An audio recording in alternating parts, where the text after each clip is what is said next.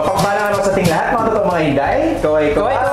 Yung partner, sa araw po nito, andito kami sa Villasis, Pangasinan. At nakikita niyo po yung aming sa paligid dito. Ito kakaiba, nasa loob po kami. At dito po kami ngayon sa Rio Totar Institute of Science, Arts and Trades Incorporated or RISATE. Ayan, nakasama po natin yung partner si Sir Gilbert Solivan. Kaway tayo, sir. Ayan. At saka mga idol, alamin po natin medyo kakaibang istorya po ito, partner, or information ang makukuha natin dito dahil yung mga rare na mga plants hindi naman rare, common din siya pero iba yung pagtatanim. Kumbaga, like yung coconut, may tissue cultured pala na coconut. So, sa atin kasi isang buong bunga ng coconut yun na pinapatubo at saka tinatanim. Pero dito, alamin po natin mga idol kung paano yung tissue cultured na coconut. At saka partner, quick review lang dahil dito sa kanila, sa Region 1, sila ang pinaka nag-iisa lang na nagpo-produce ng ganito. Privately owned dito. So, sir, sino pa may owner nito? Yes, ang Rio Totar Institute of Science, Arts and Trades Incorporated ay pagmamayari ni Pastor Dudes or Dominador Ubaldo at ni Doktora Rio Totar Ubaldo. Ayan. Kayo pa sa inyo. Ayan. So, gaya nga ng nabanggit mo kanina, Pards, no? Yung ating tissue culture laboratory, this is the first and only privately owned tissue culture laboratory dito sa Region 1. And ang ginagawa natin dito, propagation, conservation, and at the same time, research na rin. So, hindi lang basta-basta, di ba pag tissue culture ang pinag-uusapan natin, ang nakikita lang natin is saging. Saging. Yes. Saging, yan. So dito sa Tissue Culture Laboratory ng RISATE, may mga horticultural crops tayo, carnivorous plants, and at the same time, yung mga agriculture crops natin na pwedeng itanim ng mga farmers natin. So we are trying to promote the best practices in agriculture and horticulture dito. And at the same time, kinoconserve natin yung mga endangered species na natin dito. Ayan. So sa agricultural, sir, ano usually ang mga crops na or plants na nandito like maliban sa coconut? Yun. So, of course, nandyan yung sikat na banana. Saging. Saging. Andyan din yung ating dragon fruit. Pero kakaiba yung dragon fruit natin dito, yellow. Yellow. So, kulay dilaw yung dragon fruit natin dito. May mga kalamansi. Tapos, meron din tayong bamboo. And at the same time, yung isa sa pinakamamahalin na spice sa buong mundo, yung vanilla. So, those are yung mga bago at mga kakaibang crops na nandito sa atin ngayon. And what's different about our tissue culture laboratory, kahit sino pwedeng pumasok dito at kahit sino can learn the tissue culture method. So, hindi siya mahihirap pag-aralan. Even high school immersion students sa pumupunta dito, they undergone the training na provide ng RISATE. So may training school pala to, partner. Yes. So yun ang kakaiba dito kasi may mga talagang uniqueness, no? So vanilla, first time ko rin, partner, vanilla, nakatry ka na ba na vanilla? Hindi pa? Na may puno talaga yung gano'n, na tissue cultured, nakita mo na? Wala pa. Parehas tayo. Amoy lang. Ayun. So, sir, dito sa inyo, kasi maraming tissue cultured, available ba siya? Nagbebenta ba kayo? Or para sa school lang ninyo? Ano ba? Initially, ang ginagawa natin, iminamass produce muna natin, no? Pero at the end of the day, ang purpose natin is mas maraming magkaroon ng access dito sa iba't ibang mga plants natin. So later, I'll show yung vanilla production area natin. Yun, nagsisimula na, pwede na actually mag-cuts and we can distribute or sell it to the farmers or dun sa mga gustong mag-involve sa vanilla. Ayun. Sir, pwede mo ba kaming ituro dyan? Let's go inside. Paki-introduce kung ano yung mga plants na nasa bote, mga idol. Sobrang dami kasi. Ayan. So, simulan natin dito. We have the carnivorous plants. Yan. Carnivorous plants. Ibig sabihin, kumakain sila ng mga insects. Yan. Like so, mayroon tayo ditong Venus flytrap. Pwede pong hawakan? Ayun. Yung mga Venus flytrap natin is nandun sa kabilang dulo. Meron tayong... Isa-isahin natin ikot, sir. Sige. Ito mga pitcher plants. So, alam niyo yung mukhang may pitcher na ganito siya pag nasa loob ng bote. Pero pag lumabas na siya, mas lumalaki na siya. I'll show you some pictures later nung mga malalaki Sa labas nito. na. Meron Oo. na sa labas po.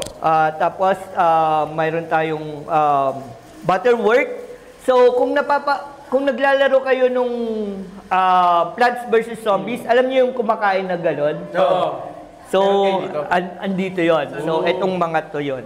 Ayan. Ayan. So, yung mga Venus flytraps natin. So, ang ginagawa nila, yung mga flies, pag lumapit sa kanila, kinaklamp nila. Yung iba naman dumidikit. Yan, dumidikit na lang dito.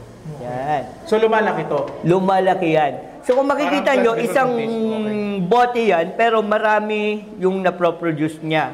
Remember, kung maalala nyo, kapag pag mga buto natin, di ba, one buto is to one plant. Yes. Ganon, one seed is to one plant. Dito, isang buto can produce up to 10. So, yung cell yung pinaparami natin.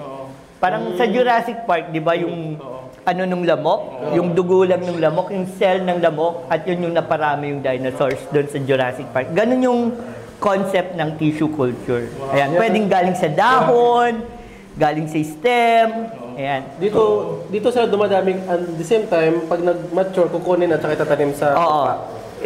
Kukunin natin, gaya nung ginagawa dun sa labas kanila, nire-replace, so dumadami ulit, nililipat mo siya isang bote ulit, dadami ulit sila. Tapos parami ng parami. Yeah, next sir, ano yung pa dito? Next, ito yung mga agriculture crops natin. So, ito yung kulay yellow na dragon fruit natin. So, isipin nyo, ang liit lang, di ba? Napakaliit ng dragon fruit pag nasa bote siya. Pero pag lumabas siya, sobrang laki na siya. Ito, mga banana. Sir Gilbert, sa ganito, yung na-tissue culture nyo na, meron na ba tayong actual na farm na napaglagyan yan? Yes, mamaya I'll show you yung vanilla area natin para makita nyo yung sinample natin. Ano po ito? Ayan, saging yan. So we have different kinds of banana dito. Mayroon tayo yung lakatan, mayroon tayo yung variegated na banana. Sipin nyo yun yung mga may iba't ibang kulay na saging. So, nandito yan. And, Ito pa, meron pa partner, marami siguro. oo. So, ipapakita ko lang yung vanilla. Vanilla. Ayan. So, yung vanilla natin, ganito lang siya kaliit. Oo. Di ba? Sa bote. Pero mamaya, makikita nyo kung gaano kalaki actually yung vanilla. Ito ay isang orchid plant. Pero pag nakita nyo yung actual na vanilla, magtataka kayo kung paano siya nagkasya sa isang bote lang. Pwede natin masilip din ito mga Opo. Yan. So, saging ito, din, mga saging. saging, iba't ibang klase ng saging. Ito, kalamansi. Ito po, saging din. Yeah. Kalamansi, medyo ulit. Buto lang to. Sa isang buto, kaya nila mag-produce ng 10. Oo. So, tingnan niyo, isang buto lang yan, pero marami na yung nabuo sa loob. Saan po sir? Yan, 1, 2, 3 plant na yun nandyan kagad. Pwede i-cutting siya tapos sila ganito ulit. Tama. So, kinakat lang yan. So, kung titignan ninyo, iba-iba yung plants part na ginagamit natin. Pwede yung stem, pwede yung dahon lang. Ha? Ano yung dahon to? Ayan. Dahon ng? That's Risate 098. So, ito ay isang rare plant from Thailand. Dahon lang siya. Tutubo na to? Tutubo na siya at magiging ganito yan. So, Pero sa wild ito tutubo no? Alam mo sa mga lupa, hindi magkakaugat ito. Dito muna natin siya pinapaugat. So, from here, pag tumubo na siya, ina-acclimatize siya, lumalaki siya. Those are our Ito, ano kaya to? bawang, sibuyas. yun ang uniqueness ng Oo. itong institute na to. So, first time ko din po nakapunta sa mga ganitong area, kasi usually sa Mindanao, tissue culture, doon talaga sa saging. Pero Saging lang, ito nga, oo. ibang level na to. So, isa sa mga malaking contribution din sa agriculture, yung kanilang institute. Kaya yung mga interested na pumunta dito, Ano po, sir? Wurti-wurti ay. Search nyo lang. Mamaya, makikita natin siya sa labas. Yan. Kaya, After nito, pupuntahan natin. Medyo marami kasi ito, so medyo scientific ba yung iba. Pupunta na lang kami doon sa kanilang talagang actual na farm para at least mapakita din sa inyo. Yan. So ito lahat ang kanilang culture area mga idol. Tama. Yan. So mga ilang pirasong capacity nito, sir? Ilang bote? So, last year we started with just 40 bottles and now we have almost 8,000 bottles na nandito. So, in just a year, hindi lang doble, di ba? Kundi 1,000 folds yung paggamit niya. Yan. So may mga humidity din pala na monitoring ito, sir? Yes. Yung mga variegated nila. So, sobrang yaman siguro nito dati nung uso yung mga bulaklak. Ito, waling-waling. Mga waling-waling. So, orchids. So, yung mga orchids natin nandito rin. So, part ng conservation effort natin. Kasi yung waling-waling is considered as one of the endangered na orchids natin. And dito lang yung matatagpuan kasi sa Pilipinas. So, we wanted na mas dumami pa sila. So, yun ang kagandahan. So, ibang level, partner. So after ng cultured area mga idol, saan ang bagsak nito, sir? Yun, papakita natin yung kung paano sila lumalaki, yung actual na palabas sila, nasa acclimatization area na at grow out area sila. Yeah, Okay lang ba? pupunta natin. Punta tayo dun sa labas. So, yan. So dito sila ma'am nagsisegregate mga idol. Ma'am, kaway-kaway ma'am sa camera. Yan. Si sir, kaway-kaway din. Ito yung head nila dito. Yan si sir. Ano yun siya, sir? Ano yun siya? Isa po siyang ornamental plants which is called black elephant here. Ito, black elephant daw. Ito, black elephant sa kabila. Yan. Ito, black elephant. Ito pong halaman po na yun. Yan. Yes. Inilipat na rin siya sa bote-bote pa rin, sir. Yes. Hindi siya labas. Lalabas, di pa. More on, sabi nga po ni Sir kanina, is more on a multiplication process pa rin po tayo. So, pinaparami din po natin lahat pa ng mga plants sa ibaba. May side effect ba ito, sir? O yung sa mga plants? Or ang growth niya ba the same lang sa natural or iba? Mas mabilis? Ano ba? Kung baga sa tissue culture, sir, ang sa technique, sa teknolohiyang ito is mas mabilis yung pagpaparami natin through sa tissue culture. Unlike kasi kapag nasa labas, minsan kapag yung mga halaman natin is 1:1 lang. Pero sa tissue culture, sabi nga rin ni Sir Gilbert kanina, yung isang seeds lang, pwede tayong makapag-produce ng more than one. Doon sa kanya. So yun yung isang advantage ni tissue culture. Kung paramihan lang, pagpaparami lang, mas mabilis tayong magparami ng plants using sa technology. Ayun. Halimbawa, sir, after dito sa pagpaparami, ita-transfer na natin sa actual area. Yes, May may changes ba or the same lang ang growth nila, yung paglaki ng plants? Yun naman po, sir, sa part po ng acclimatization, yun lang pong part ng acclimatization is yung ipapa-adapt lang natin yung weather na meron tayo, yung climate na meron tayo. Kapag na-adapt niya na yung weather na yun, same pa rin po yung process po doon sa growth po ng... Medyo mabagal lang siya konti kasi medyo maliit talaga yung similya compare sa yung 1:1. So, yun na mas mabilis, mas marami lang dito talaga. Paramihan. Paramihan. So, pupunta natin yung Thank you, area. sir. Thank you po. Thank you, sir. Yeah. Yan. And shout out pala kay Sir Jake na dito ngayon kasi siya ang nagdala sa amin dito. And one good thing about tissue culture is na-eliminate na natin yung mga diseases sa plants. So yun actually yung konsepto kung bakit tini-tissue culture yung mga saging dun sa Davao and sa Mindanao kasi 'di ba nakita nila may butlig-butlig dati yung saging. So para maging mas makinis 'yon, pinapadaan nila sa tissue culture para wala na yung mga diseases nila.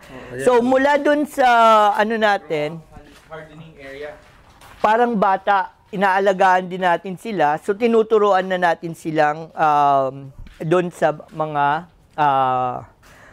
tutubuan nila. Okay. So Sa soil. Ay, soil ba so, ito? Hindi. ano muna yan? Kumbaga sa crib muna. Crib muna. Oo. So, eto, moss yung gamit muna nila. So, medyo malambot muna na potting medium. Tsaka medyo basa siya, no? Oo. Sir Gilbert, tanong ko lang, ilang days magsistay dun sa Garapon, tapos magta-transfer siya dito? It takes around 3 to 6 months depende sa variety ng plant. Ganun katagal? Ganun katagal. Kung magpaparami ka muna. Pero kapag ang mo naman is planting, usually 3 months pwede mo na siyang itanim. Mula doon. Mula doon. Dito muna. Labas dito. Oo. Okay. Tapos ilang weeks Dito, naman habang lumalaki sila, pag nakikita mo nang nasasanay sila, nililipat na sa ganito na. May kukupit. Oo, di pa kukupit tayo naman. Dito, di pa tayo dito.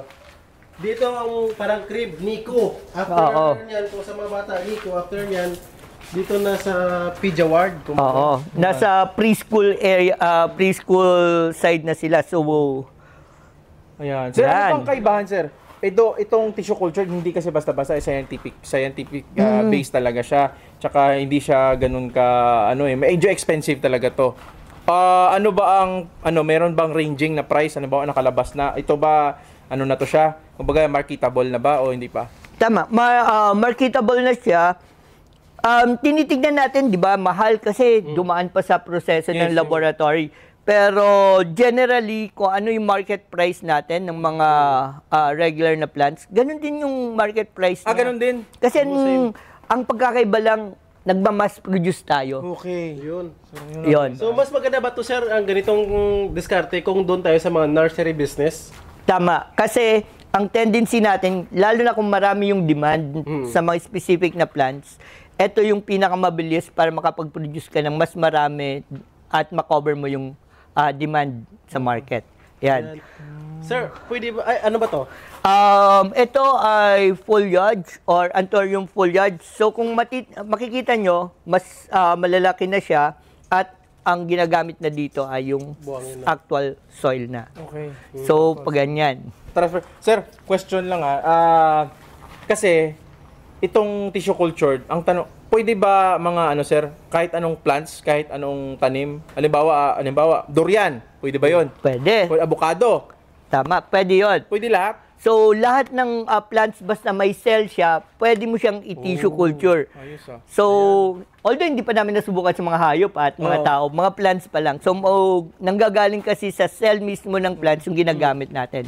Gaya ng pinakita natin kanina, yung mga leaves Oo. or mga stem nila, Parang pwede nang gamitin. Like, halimbawa, durian, pwede din yung stem nila. Magtutuloy Pwede. dito. Yung stem o kaya yung dahon niya or yung bark niya nung durian, pwede natin gamitin yon. Patubuin dito.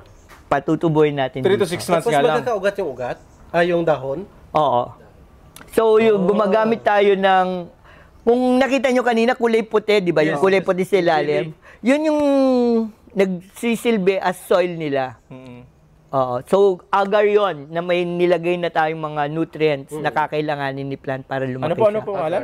Agar. Agar. Alam nyo yung ginagawang gelatin, yun lang yun. Ayun Tapos lang yun. nilalagyan natin ng required nutrients nila. Yun. Yan. Sir, pwede natin maikot. Meron na ba kayo yung coconut na sabi mo from tissue culture dito? Nasa loob pa ng laboratory yun. Ang meron tayo ngayon is yung vanilla. Sige po. So, punta natin yung vanilla. Pinakita ko, di ba, napakaliit lang niya sa garapon. Sobrang liit tapos ngayon dito malaki na. Aha. Dami silang Yun. So kakaiba kasi the only lang sila sa Region 1 na dito nag-produce. Tinan mo yung langka. Sobrang daming bunga, oh. Pero ito magkakaroon na ng Na-abort.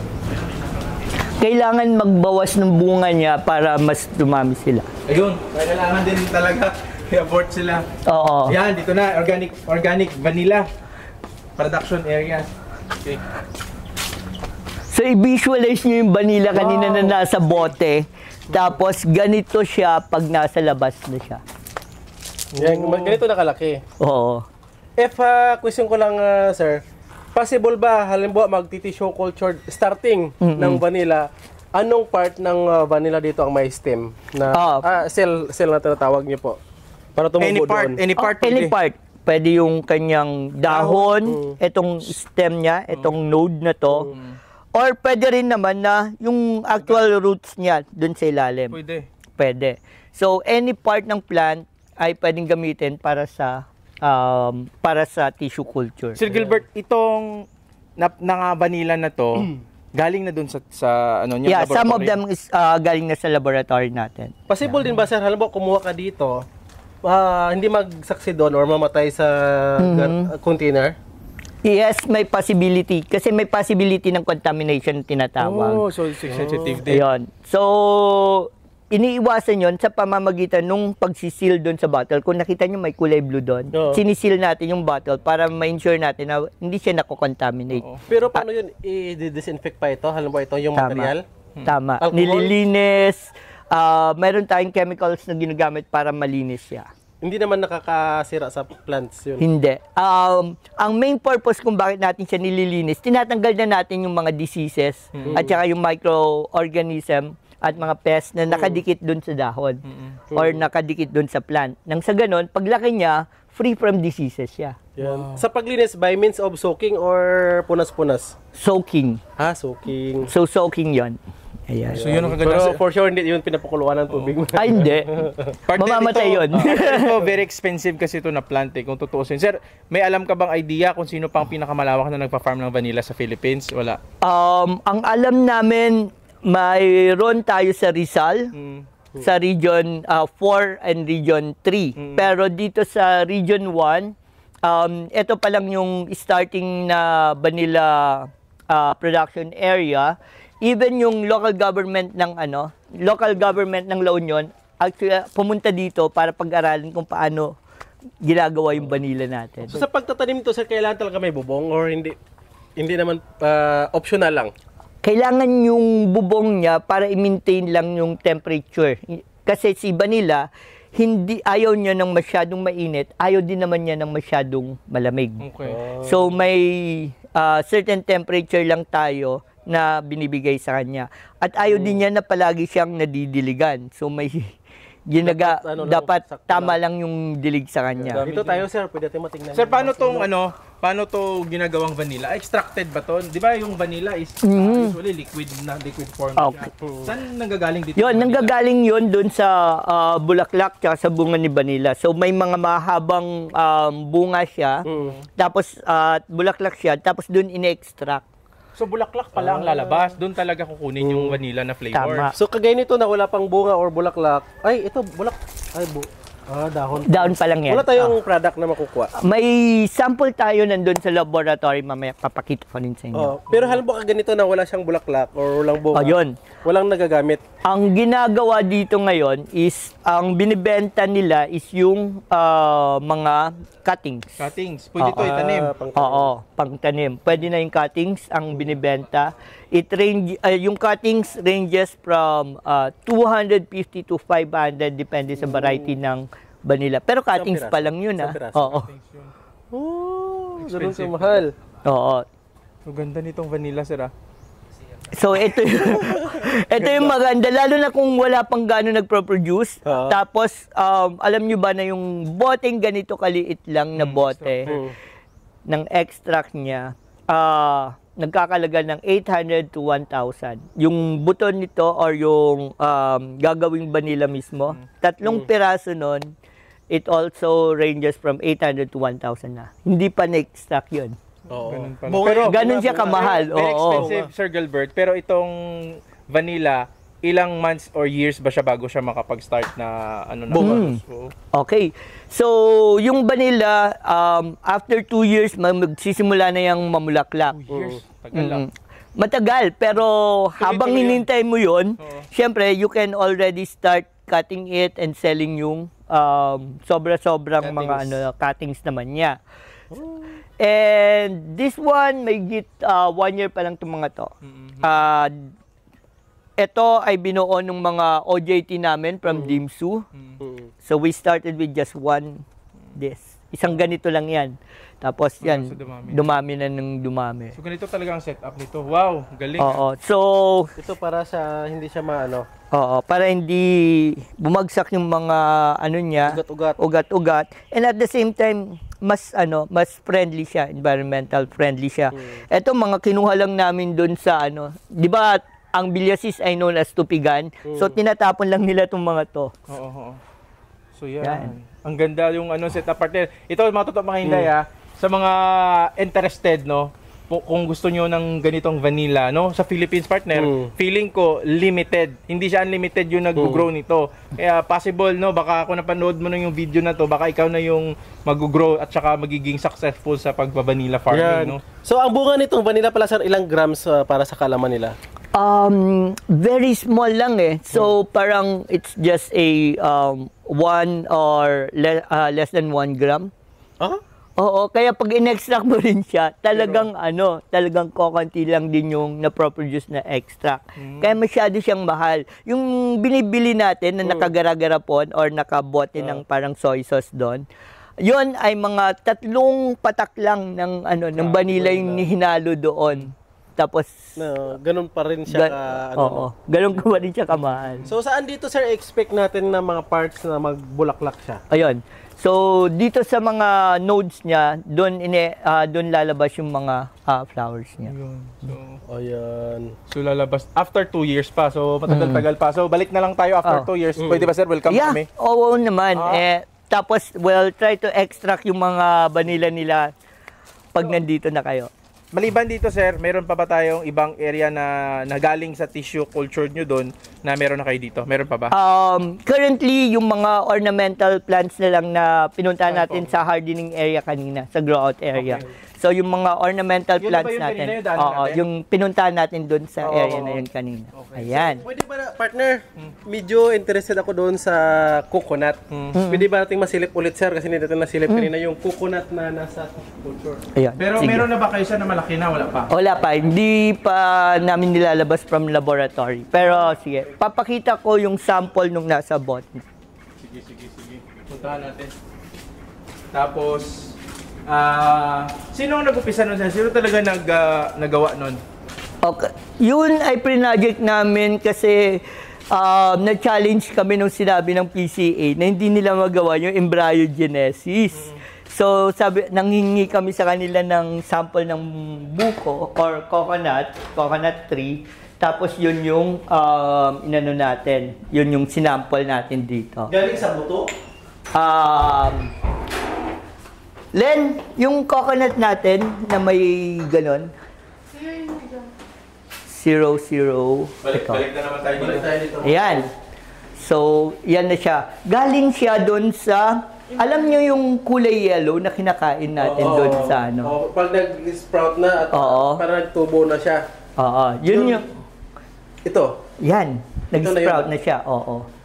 Pero hinati-hati na yan So, isang part lang yan ng sprout niya. Halimbawa, ito yung niyog. May tumubo sa kunti dito. Yun yung kinukuha? Hindi. Yung sa loob? Yung nasa loob pa. Yung buha. ano pa lang. Yung Buha parang pa. para ba tawag nila dun? Pero gano'ng kalaki na yung buha? May ganito, may malas. May ganito. Di ba ganito lang kalaki? Itlog size. Itlog size. Pugo size. Yun. Pugo size na itlog. Ito yun. Kasi yun yung mycel. Kailan nyo nag-start na gawin to, sir? Last year pa. Pero wala pang buo talaga na August. na buo Hindi na bulaklak. August, no? Ganyan pa lang po. Before August last year. Yan. Ito lang, Ito sa ay klase coconut. yan, sir. Ha? Sa seedling mismo at saka yung sa embryo culture po. Yung brayo niya. Bryo. Pwede rin po yung sa seedlings. Mas madali, sa record po namin, mas madaling tumubo po yung seedlings. Ayun, Okay. So, pag meron na kayong buo, sir, balik kami dito. Okay lang ba? Yes po. Ayun. Para makita natin at least. Hindi pa siya, parang hindi pa siya nag-ugat masyado sir, no? Yes po, sir. Actually, para mag-ugat din po yung isang halaman sa loob, kailangan din natin may isang nag-induce ng roots. Ibig sabihin, yung Rooting hormone. Rooting hormone. Lagay tayo ng rooting hormone sa media po niya para mag-roots po yung halaman. Ayun. Tapos expect natin sir, magdahon ito siya mga ilang months pa. Depende po kasi minsan sa walang klase po ng halaman. Yes po. Bali sa coconut po kasi for on research pa lang po siya kaya hindi pa namin alam actually kung kailan natin siya mapapalabas. Sa Papadahon. studies pa lang po. Ongoing studies. Yes po kasi wala pa po talagang linalabas na protocol pagdating po sa coconut. Wala pa kasi nakakagawa. Wala pa pong So kami pala nakakagawa. nakapagpatubo ng ganyan. Yes. Hopefully, magkakadahon na to, no? Soon. Ayan. Medyo ayos ayos na mga diskarte. Salamat po, sir. Thank you. Yan. Partner, medyo matagal-tagal to pag inikot-ikot natin. At least nagkaroon ng idea. Dito lang tayo, sir. At saka nagkaroon ng information drive na pumunta kami dito. Thank you so much din kay Sir Jake, no, na nakapunta kami dito. At yun sa may-ari po, si Doctor at saka si Pastor. Tama. Oh, yan. So, sir, baka may question ka pa, Wala partner? na po, partner. Oh, baka may share ka, sir, na hindi namin na-question. Baka gusto mong i-share sa kanila. Ayun, so we invite you to come dito and visit yung ating institute, yung Rio Totar Institute of Science, Arts and Trade, Arisate, dito sa Villasis, para we can show you kung ano-ano yung mga best practices sa agrikultura ngayon. Kasi marami sa mga teknolohiya na nandito ngayon ay kailangan na nating ipa-adapt sa ating mga farmers nang sa ganun, mas tumaas yung production nila at bumaba yung cost ng production. So yun yung gusto nating tulong na may bigay sa komunidad natin, especially sa mga farmers natin. Ayun. So yung partner, hindi basta-basta to partner. Ito ay mostly advanced technology na pagdating sa agriculture. Yes. Kasi mas mabilis na yung pagpaparami ng ating mga... Mass production na. Oo, mass production na. seedlings. Oo. So yun, sana po na marami kayong natutunan at na-inspired kayo. At sana po, kung gusto nyo mag-visit, punta kayo dito sa Villasis, Rio Totar no? Institute of Science, Arts and Trade. So, mayroon din tayong water area dito, water park area. And may garden din tayo dito, yung boogie area natin, na nag-produce din tayo ng more than 350 varieties naman ng bougainvillea natin. Oh, 350 pieces na. 350 varieties. ng bougainvillea. Oo, at dito lang matatagpuan yung bougainvillea na may amoy, pero walang tinik. Wow. Uy, wow. So, maraming mga teknolohiya at mga halaman dito na dito nyo lang matatagpuan sa loob ng Rio Totar. Yeah. Wow. Maraming salamat po mga idol. Sana po na-inspire po namin kayo mga idol. Kung gusto niyo po mag-visit, please sir, paano ba makontak? Yun. Risate? Yeah, visit lang kayo, Rio Totar Institute of Science, Arts and Trade. Meron kaming Facebook page, yung Risate and Rio Totar Garden and Resorts. So, you can call us at 0905-661-6992. Ayun, and we are always online naman. Ayan. So kung nagustuhan nyo yung ating video mga idol, i-like naman po mga idol, mag-subscribe sa aming channel at saka i-click yung notification bell para next na mga upload po natin is ma-notify po kayo. At susunod na po mga idol, bivisit natin yung kanilang dairy farm na kambing. Mga sa-anin naman yun. Sa-anin variety. So yan, tandaan nyo po mga tatamayday, iba't ibang diskarte, iba't ibang farming techniques, iba't ibang farmer hero, at iba't ibang technology partner. So ngayon, 2024, so, samahan nyo kami ni partner at ikutin natin yung buong Pilipinas ulit para at least magkaroon pa tayo ng more knowledge, more idea, more techniques no, sa pagpa-farm. At sana po, huwag nyo mawala ng gana sa pag-support sa amin. Ayan. Kasi kami po ay willing naman na mag-share sa inyo ng mga idea. So, mula yan dito sa Villasis, Pangasinan. Yes. Kasama po namin si Sir Gilbert. Maraming salamat po sa inyo. Kaway-kaway, mga tunong mga inday. Bye-bye!